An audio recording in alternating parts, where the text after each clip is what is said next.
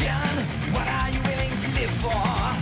Consider this question, open your eyes, examine your own reflection. What are you willing to die for? When your back's against the wall and your time's uncertain, consider this question, no standing by when flesh and blood are threatened. What are you willing to kill for? We seek to understand. We cry with hand in hand.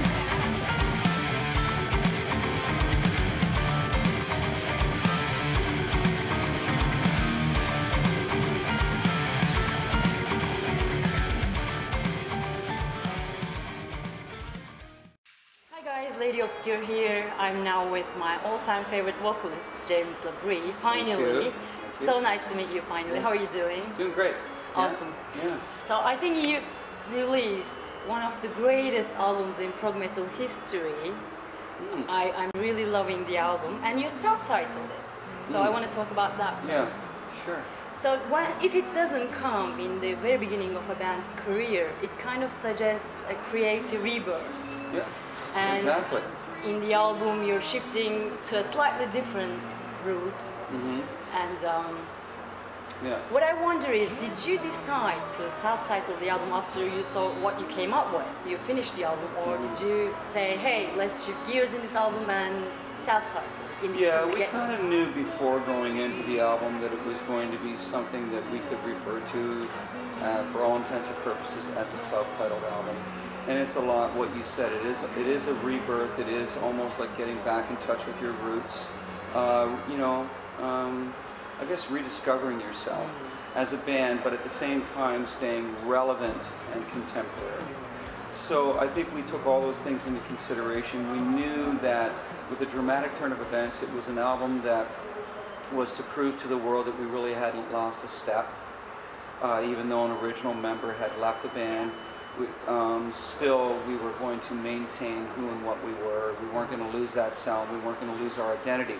So with doing that with a dramatic turn of events, when it came time and proving that to the world, not only with the album, but I think with the tour, when it came time to sit down and do the next album, it was like, okay, we've done that. Let's just really, like, you know, remain calm now, and you know, everything's peaceful. And let's just really dig deep inside and just get back, and then really prove to the world that, you know, this to us is really the beginning of something new, and it sets the tone for the next chapter. And you did. You definitely did. It definitely is one of your most focused efforts. Where do you put it? Why? Where do you put this album? I mean, it's definitely one of my favorites. I mean, still, you know, I have, you know, I'm very close to my favorite albums from us. I mean, obviously, Images and Words is always going to be at the top, because not only was it, I think, a real true tour de force musically, but I think that, you know, it just holds so much value to each and every one of us, because it really did kickstart our career internationally. So, and it is something that we can stand behind proudly. But I mean, you know, I still really love Scenes from a Memory. I still really love 6 Degrees. Octavarium is a really big album for me too. But with those albums being mentioned, this album definitely stands up against them all.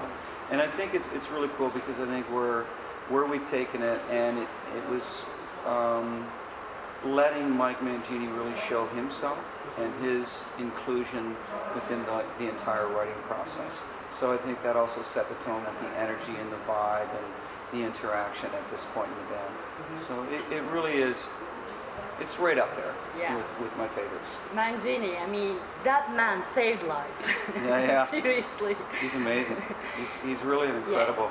He's an incredible musician, drummer. I mean, that goes without saying. But he's just a great outstanding. guy. He's just a great guy. Seriously. Yeah. I mean, you mentioned how instantly creative he was in the studio and how fun to work with. Yeah, absolutely. He's phenomenal. And I've worked with him in the past. Like, he played on 3 of my solo albums, and and he was phenomenal there too. Like he was very, well, as I've said, very instinctual. Like he knows, without you even having the conversation, where things should go. Like, he just responds naturally, and then he has all that gift behind it to put, you know, to use. So, you know, it just, and it would have to be that kind of a person to come into this band. It could never be somebody where you're having to show them the path, you know, or do you get where we're going? That just doesn't happen. It's never happened with this band. Everything has always been instantaneous for the most part, and improv has always led to something that becomes permanent, you know, and so it's really cool that he is that kind of person. We're definitely lucky that you found him. Oh, but how absolutely. about the time before he joined the band? I mean, you know, us fans, we tend to get really apprehensive during a lineup change. Yeah, sure.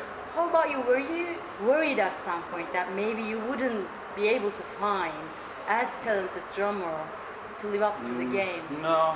No. I don't know if ignorance is bliss or is it just that, you know, no. I mean, I definitely had all the confidence in the world that we, the other four guys, that we would do what was necessary and we would do it correctly. And that we would take our time and we would find the person. You know, we initially auditioned 7 drummers. It could have easily have happened that those 7 drummers just weren't right.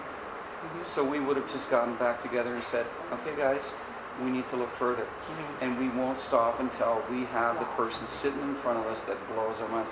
Fortunately, Mike came in and he blew our minds. You know, it was a no-brainer. It was really a no-brainer. And just the energy, how, you know, enthused he was, how together, look at this, rubbed up against the wall. I rubbed it. But just how on it he was when it came to, he's prepared, he felt natural just going into these songs. The energy, the vibe that he gave, holy smokes, I mean, it was over the top.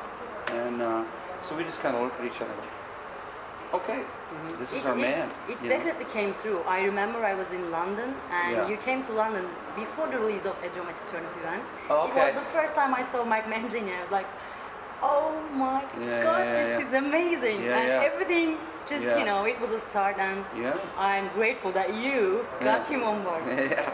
So, sound of the album, it's crazy, it's so powerful, so heavy, you know, jump out in your face.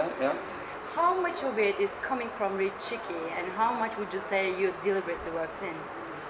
I'd say a lot of the way that he captured it, and his miking technique, the way that he goes about miking each and every instrument, the fact that he's recording everything all the time. It doesn't matter whether, you know, we were running through an idea, he would be recording it, and you might have said, you know, come back and said, you know, that was amazing, you can't reproduce that.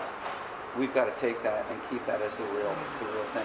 But he's brilliant, you know, he's sonically brilliant. He understands where we're coming from. A lot of it originates from each individual too, the sound that they've created with their instrument, and that they've built up over the years.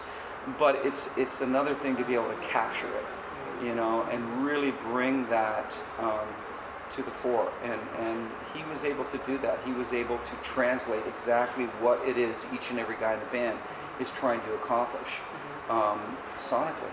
So, and then the post-production, like when we're done recording everything, a lot of that is, it was John Petrucci and Rich in the studio during the mixing sessions. And a lot of that is the communication there. And we, you know, we're absolutely comfortable with John being in that position, because he has, for so many years, been in that position. For a lot of the other albums, he was always there when it came to the mix. And if something didn't sound right to him, or he knew what we wanted, he would be, you know, our ears and voice. So, you know, a lot of it had to do with Rich and John just being on the same page, and then, you know, John knowing to let Rich go and do his own thing. And Aaron can attest to this. Aaron Bosch-Boo, who was our conductor in the new DVD that's coming out from Boston, he mixed this new DVD that will be coming out, and he did a phenomenal job. It sounds amazing. It's you know, it's raw, it's bombastic at times. It's but it really captures the true essence of a progressive metal band. So he's amazing. Yeah.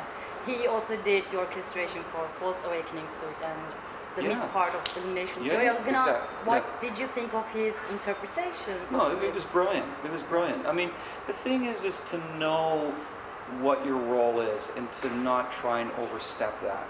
And I think with Rich, he knows exactly why he's there. He knows exactly what it is that he wants to do or what he has to do in order to make that situation, that particular situation, successful. And I think that is a true professional. And he's been doing this long enough to not have anything to prove. He's comfortable. He's a very confident individual, very intelligent man. And I think he knows at this point what it is that needs to be done, and he knows how to get the best out of the situation, any given situation. Well, your music is unique in the sense that it's very technical, yet it's very emotional, extremely emotional, I'd say. I'm glad you're saying that. Some people would say otherwise, but then again, they don't get it. They don't get it, exactly. They just don't get it, you know? No, I mean, you wouldn't believe how many phases, through phases, it helped me in my life. Seriously, I was listening. It helped me in my life. I'm sure. So thank you for that. And a lot of it is coming from you, your vocals. You name all these angry, aggressive, loving, needy, caring. I mean, you name it. Okay. No, that's great. I'm glad. Yes, you know? yes, you do. And I wonder, isn't it difficult to do it on someone else's lyrics? How do you go about it? On someone else's lyrics? No, it's never been difficult for me. I mean, I don't know what with other singers, but my approach is that, you know, I really get myself, first and foremost, I always speak to the lyricist, and I say, you know, tell me what it is that you're really trying to convey.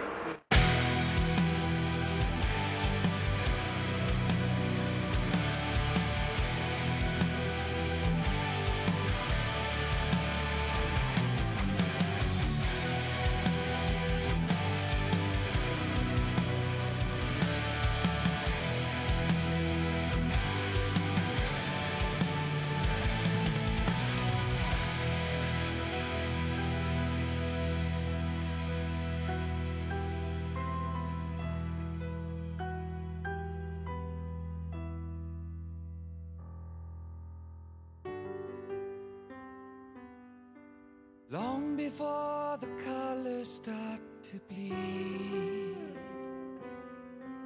I can see the painting come alive. Clever like an angel